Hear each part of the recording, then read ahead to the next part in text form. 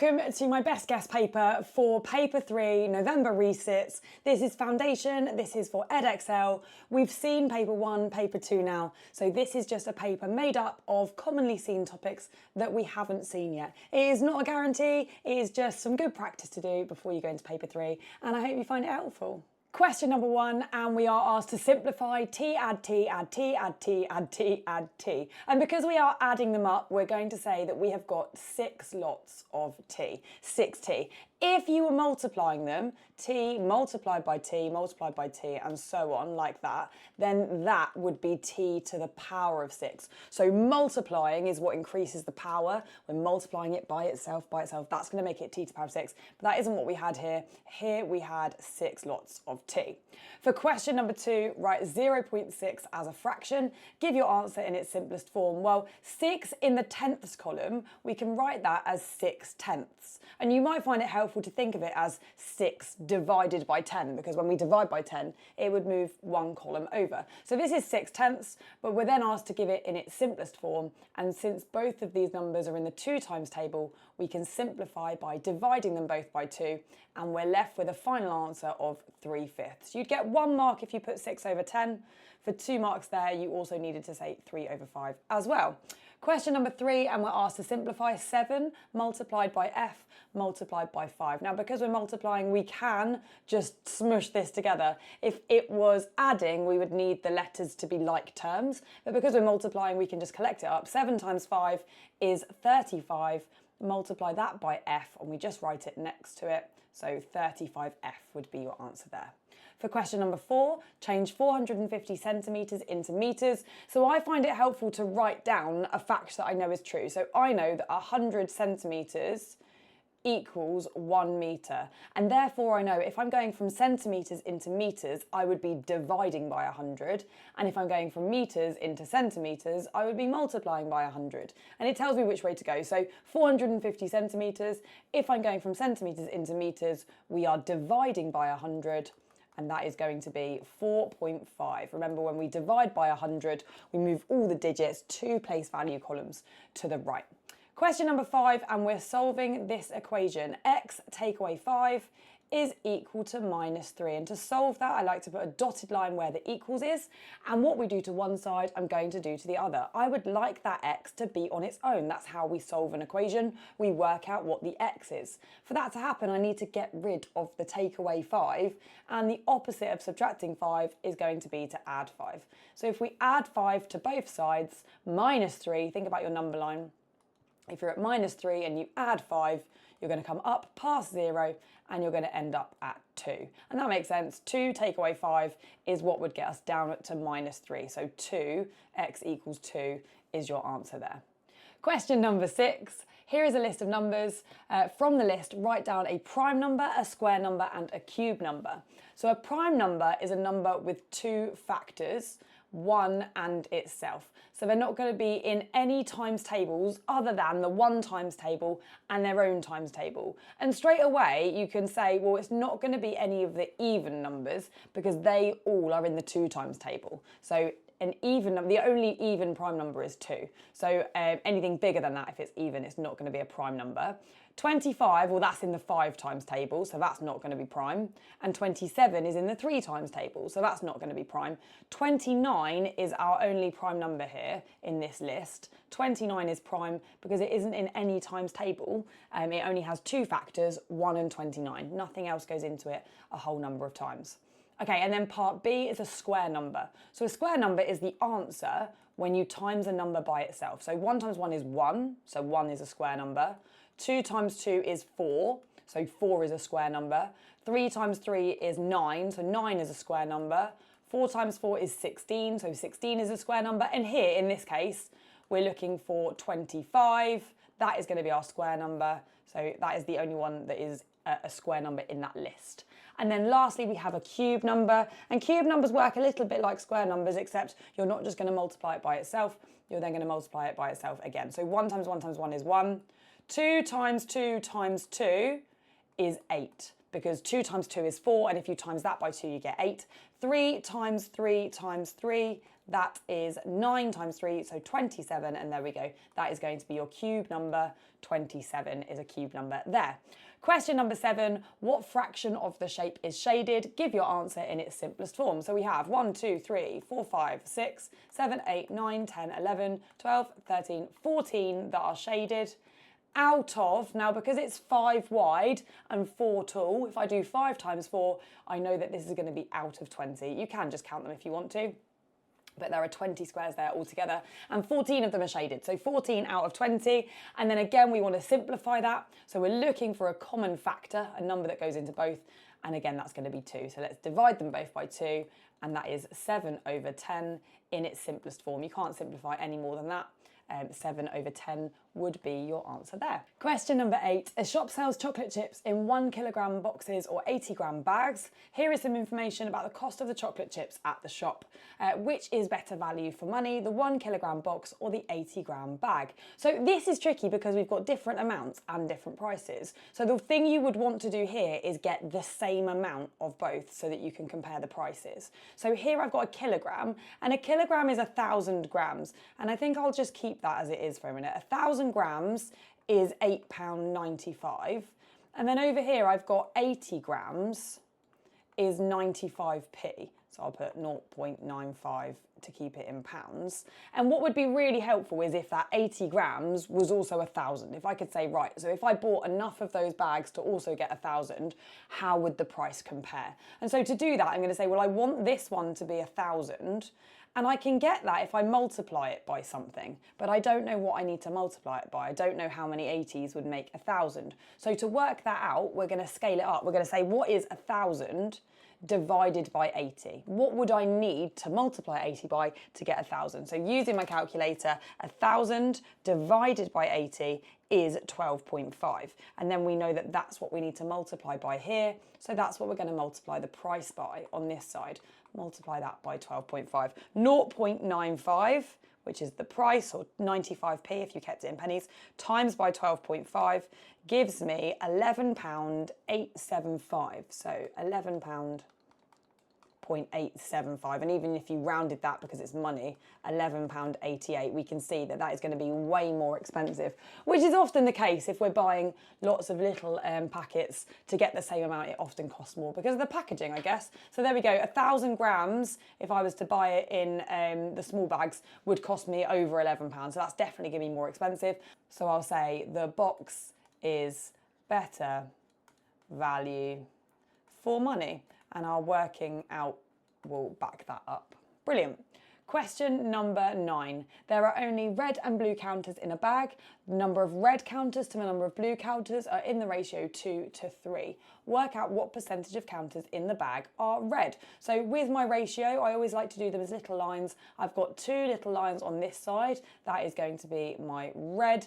And I've got 3 little lines on this side. That's going to be the blue. But they've not told me what it's out of. I don't know what I'm sharing here. But because it's a percentage, we know that if we're thinking about all of the counters in the bag, then in total it's going to be 100% altogether. So I'm going to take 100% and share it equally over the 5 lines. And 100 divided by 5 is 20. So I have 20% here, 20% here, 20% here, 20% here, and 20% here. So what percentage of counters in the bag are red?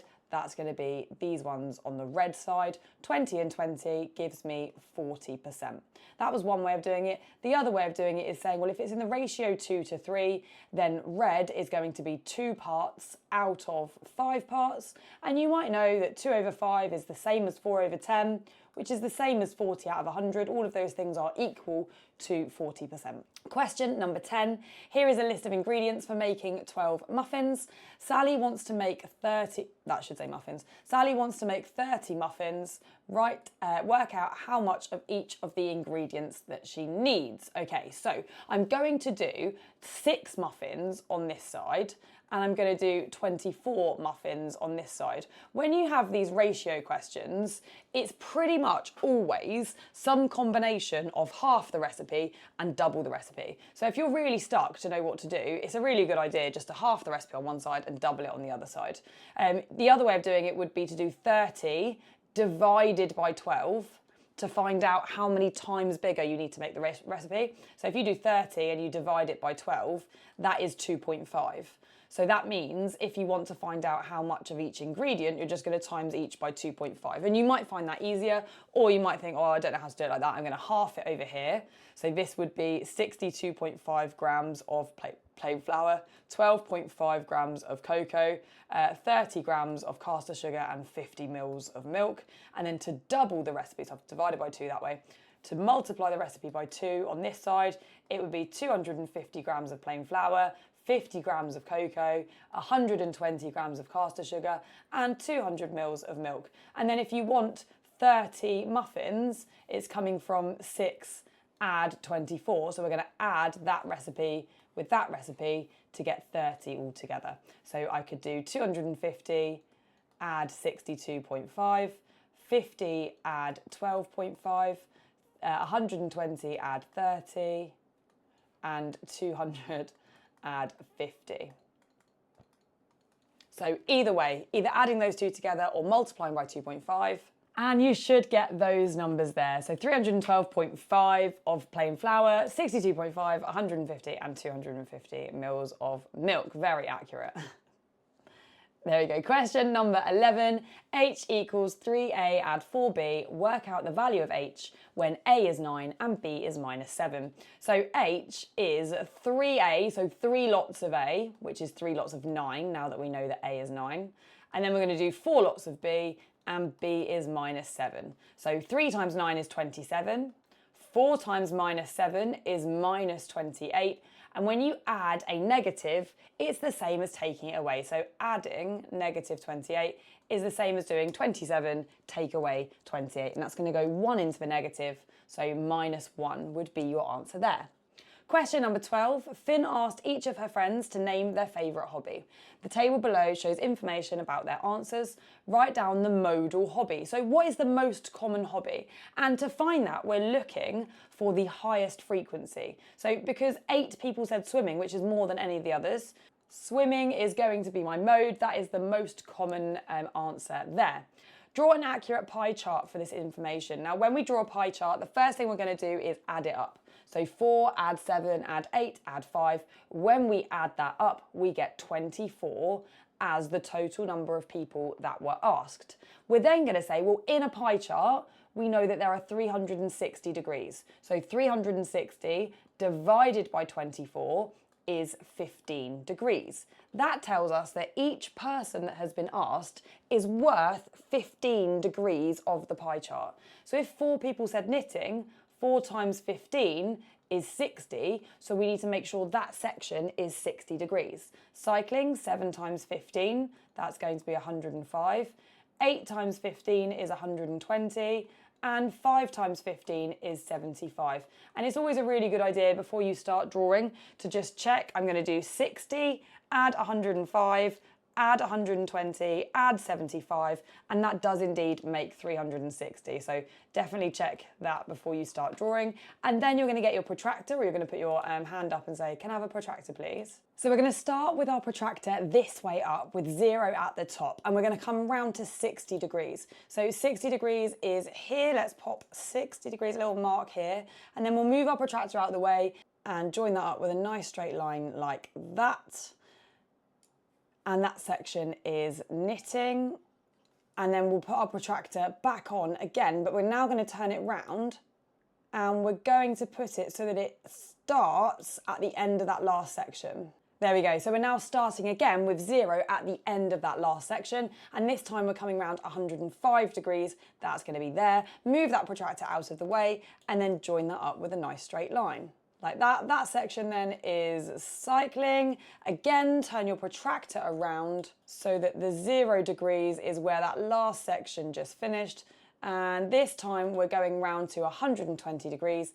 That is there. Make that mark, move your protractor out of the way and join it up. and that is there like that. It's always slightly harder on the screen, so hopefully that makes sense and you can follow along yourself with your own protractor. And then I've got swimming there, then that section was swimming, and this section was drawing. There we go, all finished, and my pie chart is complete. Question number 13. Angela went to France for the weekend. She took €185 in spending money. Whilst in France, Angela used this money to buy a bag for €35, a skirt for €19.50, and €105 on food and drink. She changed her remaining euros back into pounds, and that was the exchange rate. How much of her spending money did Angela have after her trip? Give your answer in pounds. Right, firstly, let's add up how much she spent in euros then. 35, add 19.50, add 105. And if we add all of that together, I'm just going to use my calculator. 35, add 19.50, add on 105. That is 159.5 euros, or because it's money, let's do 2 decimal places. So that is what she has in euros at the end of her trip. And she took 185. So now let's do 185, take away £159.50. Let's see what we're left with. We're left with €25.50. And I now need to change that back, okay? I need to change that back into pounds. I've got €25.50 and we need to change it back. This is my exchange rate here. So £1 is 95 cents. So if we're going from pounds into euros, we would be multiplying by 0.95. If you're going from euros back into pounds, you're going to be dividing by 0.95. And that's what we're doing here. Let's take those euros then, divide it by 0.95. That's going to get it back into pounds. And that leaves us with 26.842, like that. So I'm going to say is £26.84 as your answer there. Question number 14. Here are the first 4 terms of a sequence. The rule to continue this sequence is to square the previous term and then subtract 4. Work out the 5th term of the sequence. So we're going to square this term and then take away 4. 3 squared is 9. Take away 4 is 5. Perfect. 5 squared is 25. Take away 4 is 21. 21 squared, 21 times 21 is 441. And then when we take away 4, we get 437, like that. So we can see that it works so far, and they're asking me to get the 5th term in the sequence. This is your first, this is your second, this is your third, this is your 4th term. So the 5th term would be this one here. And to get that, we're going to square 437. And then we're going to subtract 4. So 437 squared, 437 times 437, we're multiplying it by itself, is 190,969, 190,969. And then we'll take away 4 from that, and that leaves me with 190,965 as my answer there.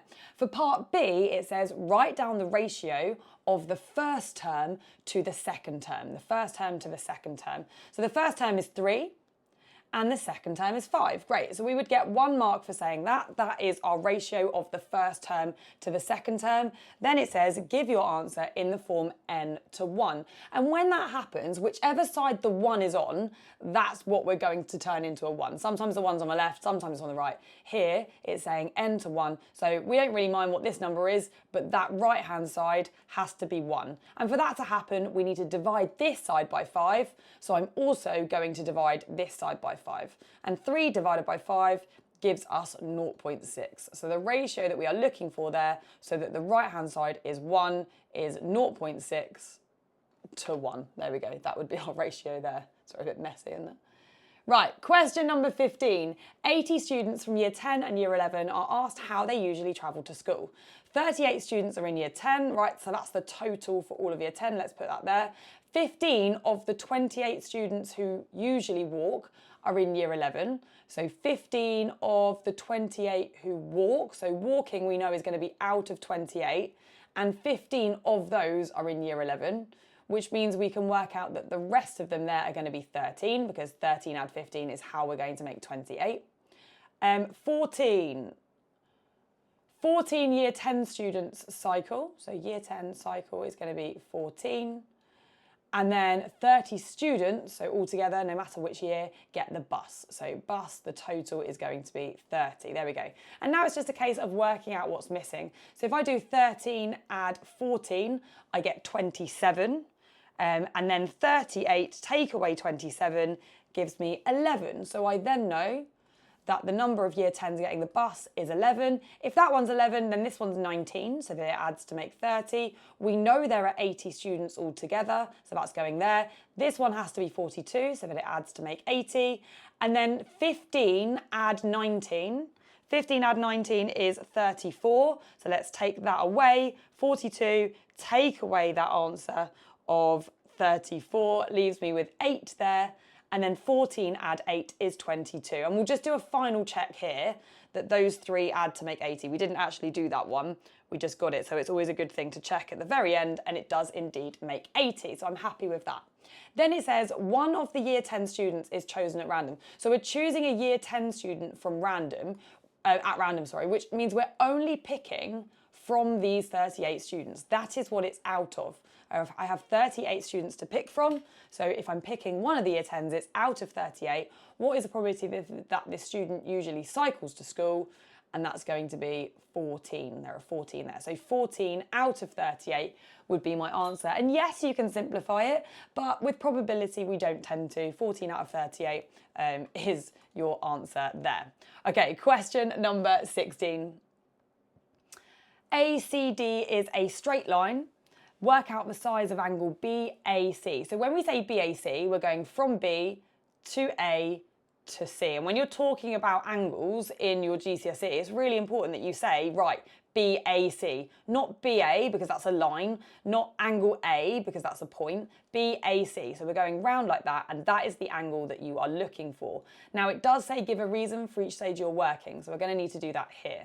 Firstly, I'm looking at these two little lines, and these mean that they are the same length, which means that this triangle over here is isosceles. So this angle would also be 31, and that's because angles in an isosceles, or base angles, let's be better about it, base angles in an isosceles triangle are equal. And once you've got that, you can then work out this angle here, because angles in a triangle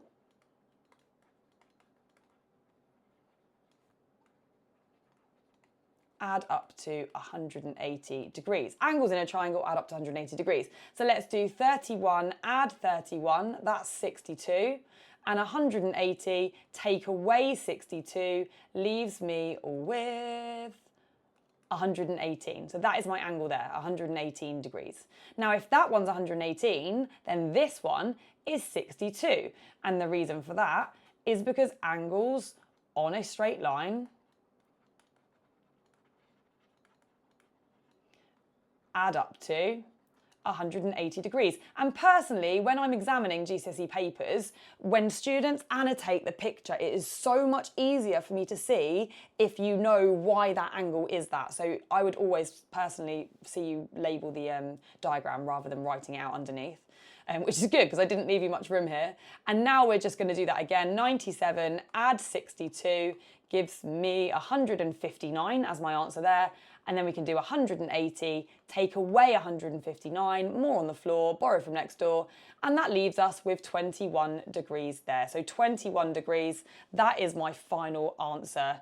97 add 62, they were the two angles that I had inside that triangle, and when we add that together, we get 159.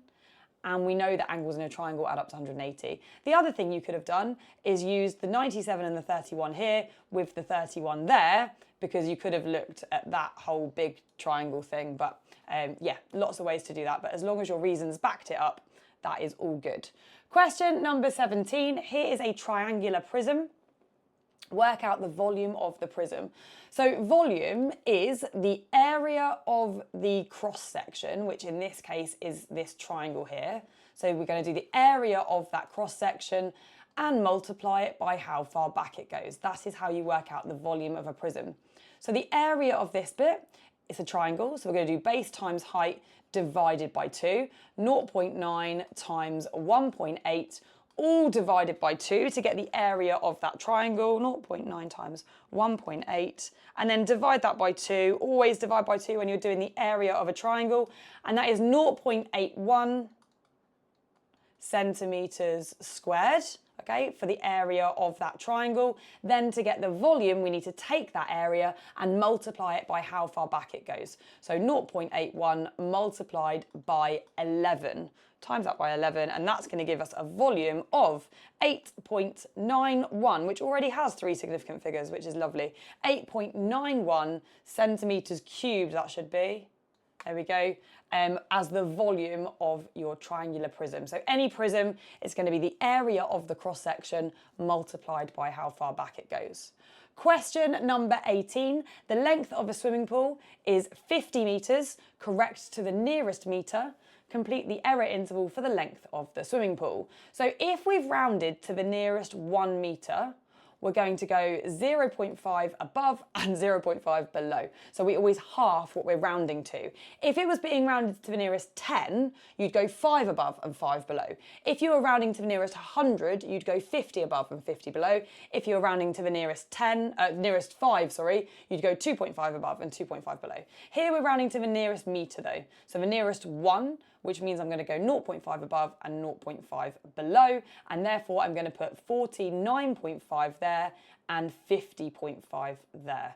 That would be my upper and lower bound, and that would be my error interval for that question. So whatever you're rounding to, go half above and half below. And both of those numbers, that is the extremes of all of the numbers that would round to 50. Okay, we could have rounded to 51, that would have been the nearest metre, or 49, but we didn't, okay? So we can't have been any closer to those numbers.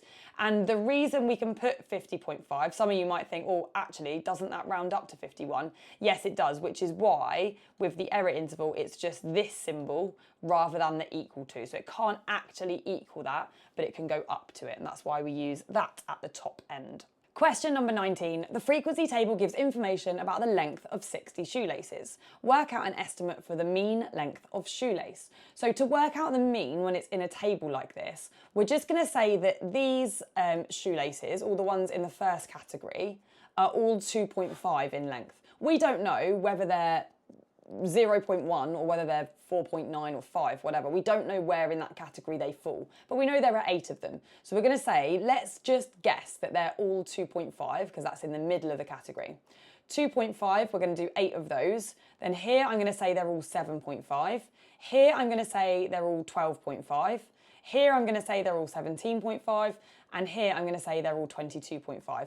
And in order to add them all up, which is what we do for the mean, we add them all up and divide by how many there are, I'm going to multiply across. So 8 lots of 2.5 gives me 20. 7.5 multiplied by 9 gives me 67.5. 12.5 multiplied by 14 gives me 175. 17.5 multiplied by 18 gives me 315, and then 22.5 multiplied by 11 gives me 247.5. Then to get the mean, we add all of that together, so 315, add 175, add 67.5, add 20, hoping I've not typed anything in my calculator wrong, 825, that would be the total. And then to get the mean, we need to divide it by how many shoelaces there were. So this is 60. We're going to divide by 60. 825 divided by 60 gives me a mean of 13.75. And then for part B, we need to draw a frequency polygon. And you guys will know that I love frequency polygons. I call it Polly the shark because it kind of always ends up making like a shark fin shape on the grid. I don't want to see any bar charts here. This is a frequency polygon, Polly the shark, little shark fin down there. So we're going to draw this, and Polly lives in the middle of the ocean. So where we went in the middle of the category, 0 to 5, we're going to go across to 2.5 and up to 8, which is here. Then we're going to go in the middle of the next category and we're going up to 9. That's our frequency there. Each 2 squares is 1 on this grid, by the way. Then we're going to go from 10 to 15. So we'll go across to 12.5 and up to 14 is our frequency there, which is here. and then we're going across to 17.5 and up to 18.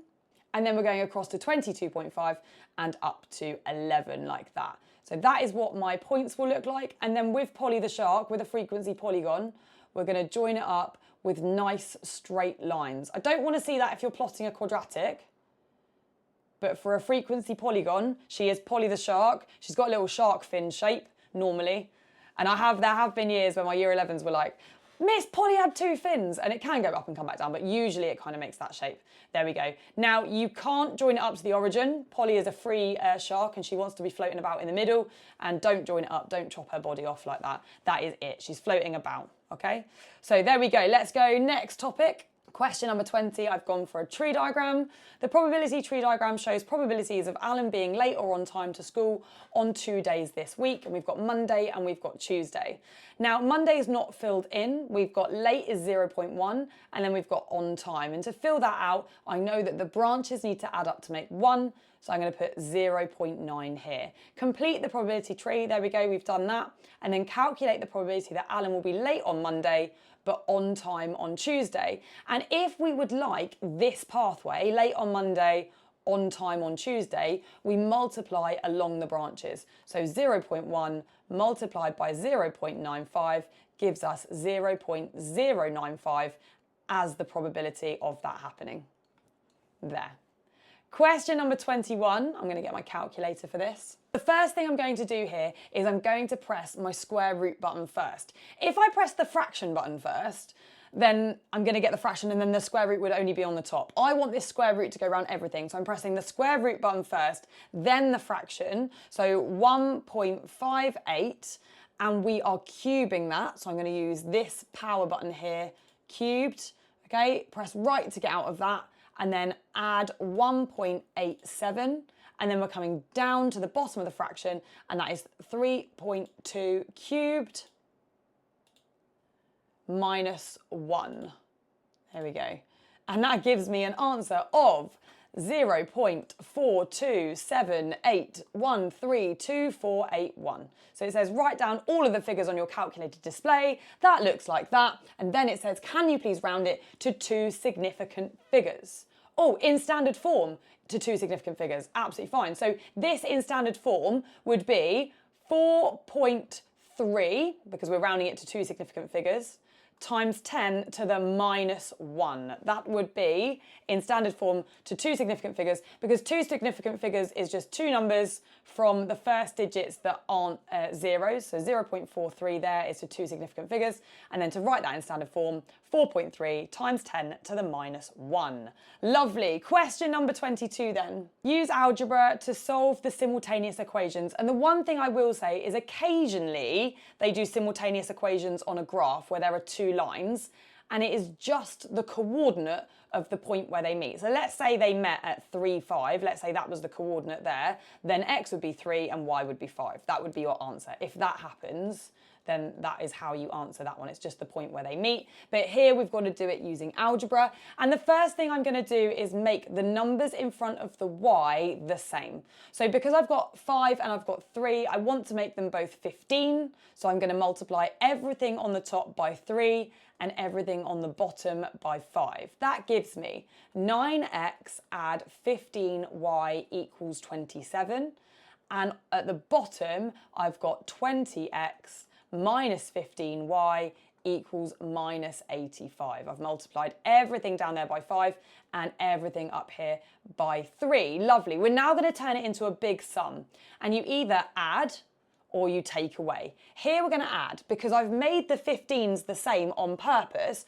Now when I add them, because one's a positive and one's a negative, they will cancel each other out. So I'm left with 29x equals, and then if I have minus 85 and I add 27, or if I have 27 and I add negative 85, that gets me minus 58. And dividing both sides by 29, we get negative 2 as our answer there. So x is minus 2. Once you know what x is, you're then going to go back to either of the top equations. I'm just going to pick this top one here, because why not? And I know that 3 lots of x add 5 lots of y has to make 9. But now we know that x is minus 2. So let's put that in there. 3 lots of minus 2 is minus 6. Add 5y is 9. Let's solve this by adding 6 to both sides. So 5y is 15, and therefore y is 3. And those are your two answers. Minus 2, 3 would work in both of the equations to satisfy both of them. Question number 23. Amanda invests $4,700 in a savings account for 6 years. The account pays compound interest of 3.6% per year. Amanda thinks she'll have over £6,000 in her savings account at the end of 6 years. Is Amanda correct? You must show all your working. So we're going to start with the amount of money that she has, £4,700. And we need to multiply it by our decimal multiplier that's going to get us 103.6%. She already has 100% of her money, and if she wants an extra 3.6% each year, then it is 103.6%. Now, to get the decimal multiplier, we take that and we divide it by 100. So 103.6 divided by 100 is 1.036, and we raise that to the power of the number of years. So I'm just going to type that in my calculator now. 4,700 multiplied by 1.036. Use that button that lets you do any power you like, and that power is going to be 6. And we get £5,811 and 7 pence as our answer. So she's close, but not quite. Let's make sure we answer the question. Amanda is wrong, and that'll do. Amanda is wrong. It's not quite 6,000, is it? So she's not quite got there, but I tell you, she's made a good return on her investment, I think. Okay, next we have quadratic graphs. We haven't had one yet.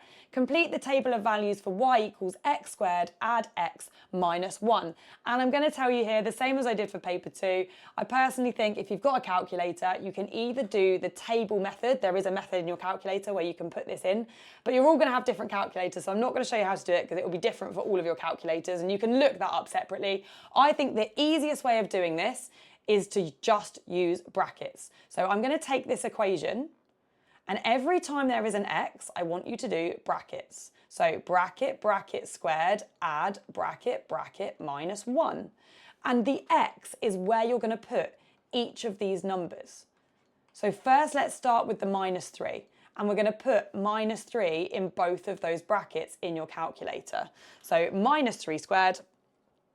So bracket, bracket squared, add bracket, bracket minus 1. And so in both of those brackets, you're putting minus 3. And that gives you an answer of 5.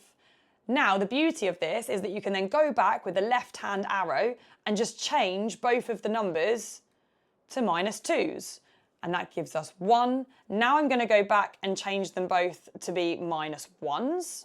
And that gives me minus 1. Now I'm going to go back and change them both to 0s. And that also gives me minus 1. Then go back and change them both to 1s. And I said this with paper 2 as well. A lot of people say, oh, this takes ages, it's really long. I don't think it's any longer. And it's just easy because everyone can do it in the same way. So there we go. And that last one, changing them both to 2s, gets us 5. We're now going to plot those values on our grid. So remember that this is a coordinate, this is a coordinate, this is a coordinate, and so on. And because this is a quadratic graph, we're going to join it up with a nice smooth curve, and I do not want to see any flat bottoms, please. No jumping across at the bottom. I'll show you what I mean. Minus 3, 5 is there. Minus 2, 1 is there. Minus 1, minus 1. 0, minus 1. And then we have 1, 1. And 2, 5. So our quadratic graph is going to look like this. It's going to come down.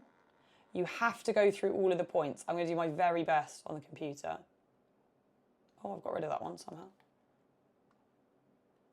Like that. Okay. That is, I've gone a bit off at the end. Be really accurate. Oh no, I'm going to have to redo it. I don't like it. Nice smooth curve, okay? Nice smooth curve, looking like that. And notice that my bottom point here, between those two, I see a lot of students do this. Like they'll come down and then they'll cut across and then they'll go back up. I don't want to see a flat bottom. I want that to be a nice little dip below the 2 points. And then I've asked you for the coordinate of the turning point. And the turning point is this point here where it turns, okay? It is not going to be -1. It can't be -1 because it's going lower than that in the middle. It was -1 here and it was -1 here. So it's got to go a little bit lower. So I'm going to say that the coordinate of that turning point is -0.5 and then -1.4 because it's going slightly below. I was marking mock papers and my year 11s did that really badly. So I'm going to have a word with them when I go back to school about that. So we need to make sure we're going down there at that point just below the 2 points because it's in the middle, it's going to be lower. There we go, there's my answer for that one. Question number 25. Joanne cooked 20 pies. The total cost of making the pies was £50. Joanne sold the 11 of the pies for £6.50 each, and the rest of the pies did not sell. Calculate the percentage profit Joanne made on the 20 pies. So firstly, let's work out how much money she's made. £6.50 multiplied by 11 is going to be £71.50. That's how much money she's made. Now, that's not all profit because she spent £50 in the first place. So let's take away 50 and her total profit is going to be £21.50. Now, when we do profit, we do the extra over the original, and the original is what you spent out in the first place, and that's going to be 50. So 21.5 over 50, and if we want that as a percentage, we're then going to multiply that by 100, and that is going to be 43%. That is her profit, 43%. She would have made more if she sold them all, but sadly she didn't, and she still had to buy the ingredients for those ones she didn't sell, so 43%, but maybe she got to eat them for her tea. Right, question number 26. Simplify m to the power of 8 times m to the power of 5, and when we multiply, we add the powers. So this one is m to the power of 13. If you had x to the 4 to the power of 3, that would be x to the power of 12, because a power of a power, you times them together. I don't know why that disappeared. Power of a power, you times them together. So if it was that, that would be your answer. But for this one, when we multiply, we add the powers. Here I've got to divide. So I'm doing 8 divided by 2, which is 4. I've then got h to the 7 divided by h to the 3. And when we divide, we take away the powers. So that's h to the power of 4. And then for j, I've got j cubed divided by j, and that's j to the power of 1. So when we divide, again, we're taking away the powers. That leaves me with j squared, and that would be your final answer there. For part C, we're making g the subject of the formula. So let's do our dotted line there where the equals is. And what you do to one side, I'm going to do to the other. I'm going to get rid of the -7 first by adding 7 to both sides. So f add 7 equals 6g. And then I don't want 6 lots of g, I just want to know what g is. We're trying to make g the subject of the formula, so let's get it on its own by dividing both sides by 6. F add 7 all divided by 6, so g is f add 7 all divided by 6. We've now made g the subject of the formula, we've got the g on its own and everything else is on the other side. Okay, last question. Question 27, work out the length of AB. Give your answer correct to 1 decimal place. And this is Pythagoras. We know 2 sides.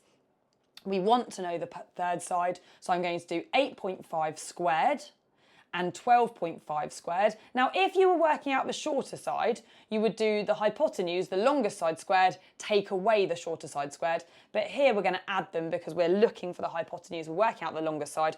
8.5 squared, add 12.4 squared. That gives us an answer of 226.01. And don't forget, in order to work out the length of the side, you then need to square root that answer. And that gives me 15.0336, so 15.0 to 1 decimal place. And that is your final answer, and 80 marks done. Very well done. I hope you found that helpful. So much good luck for Monday. I hope it goes well for you. Let me know if you've got any questions in the comments. And yeah, I hope it goes well. Good luck for paper 3.